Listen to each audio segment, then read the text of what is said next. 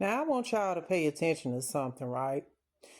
Pay attention to Matthew chapter 24, verses 13 through 14. And I also want you to notice right below it, it says the Great Tribulation. Keep that in mind. But let's pay attention to Matthew chapter 24, verses 13 through 14.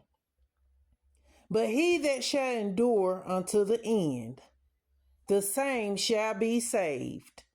But he that shall endure unto the end, shall endure unto the end, the same shall be saved. Now keep in mind with this one too, verse 14. And this gospel of the kingdom shall be preached in all the world for a witness unto all nations, and then shall the end come. And then shall the end come. Pay attention now. 13. Shall endure unto the end, the same shall be saved. And then the end shall come. Those are the three main phrases I want you to pay attention to, right? Pay attention to it now. Now check out Matthew chapter 24, same chapter. I just jumped up a little bit. I fast forwarded. Pay attention to Matthew chapter 24, verses 29 through 31. And if you look at the title in this King James Version Bible, it says Christ or Yahushua HaMashiach is coming again. Hint, hint, hint, the second coming. Now, pay attention to verse 29. Pay attention to this phrase. Immediately after the tribulation of those days, which is the end, immediately after the tribulation of those days, the sun will be darkened and the moon will not give his light. The stars will fall from the heaven and the powers of the heavens will be shaken. Immediately after the tribulation, Christ is coming again. Put them together. Matthew chapter 24, 13, 14, and 29. Now let's keep going on forward. Verse 30.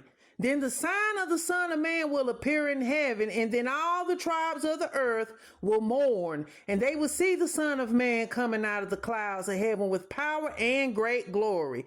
Verse 31, my favorite one. And he will send his angels with a great sound of a trumpet, and they will gather together his elect from the four winds or from the four corners of the earth, from one end of the heaven to the other. Crystal, why are you showing me this? Because I want people to understand about the rapture that we have been taught through Christianity.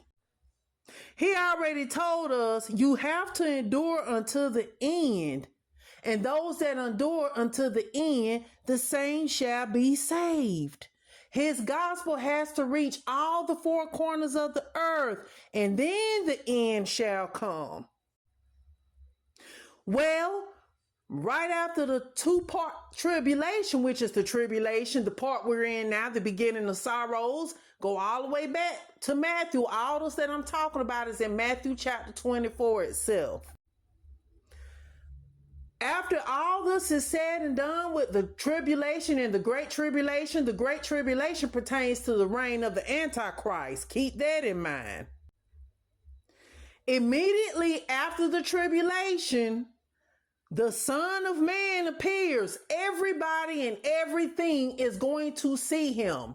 It ain't just going to be one part of the world that's going to see him in the noonday and the other part of the world that's going to see him in the morning. Everyone is going to see him all at one time on all four corners of the earth.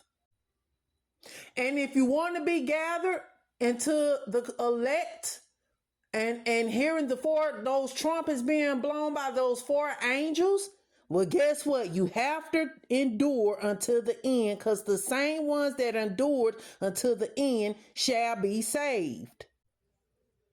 But I want you to understand that Yahshua, Christ, as the world calls him, is not returning until when? Verse 29 tells us immediately after the tribulation. If that was the case, if there was a rapture before tribulation, like people have taught and the Christians as well, why are his elect and his chosen ones still here? Why are his people still sitting here if the rapture is supposed to take place before the tribulation? Well, if you look, as the Holy Spirit has showed me again and again and again, and then the light bulb hit my head and I said, you're right. He simply says immediately after the tribulation, that's when he's gonna crack open that sky, announce or have his four angels announce on all four corners of the earth to blow that trumpet of deliverance that Paul speaks of. And then that's when he gathered his elect. That's in the last part of the verse.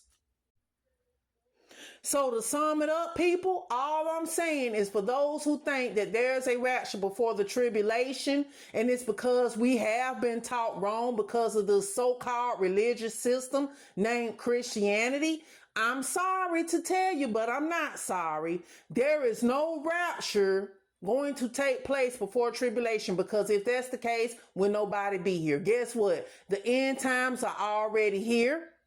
We are in the beginning of sorrows. All you have to do is look around you and listen. Pay attention, look and listen, and watch.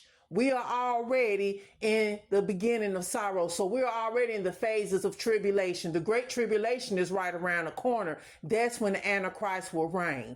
All of this has to take place before he comes back the second time. Not the third time, not the fourth time, not the fifth time, but the second time. He came the first time as a humble teacher. As a humble teacher, he came and he walked the earth and he spoke his ministry until his people condemned him. That was his first coming. The second coming, he's coming as a righteous judge, and he's coming with wrath and vengeance. So get ready. Do not think nowhere near that you're gonna sit here and play in clouds and not deal with the tribulation. The only way that's going to happen is if you're dead and you're rested. But as long as you got breath in your body, up until the end comes, and you shall continue to be saved, because salvation is a gift, you're stuck here during the tribulation process. The end times are here, people. It's here. And he is not coming but a second time around. And when he comes back, he's coming with vengeance, and he's coming with righteousness, and he's coming with divine judgment. But again, pay attention to verse 29 through 31. Immediately after the tribulation, he shows his signs of the Son of Man coming. And in the last verse in 31 says what? Then he gathers his elect by using his four angels on the four corners of the earth to blow that trumpet and gather them. That is what is called the gathering, or now that you want to call, let's call it the rapture. That's what we call the rapture. But this rapture before tribulation does not take place. Sorry.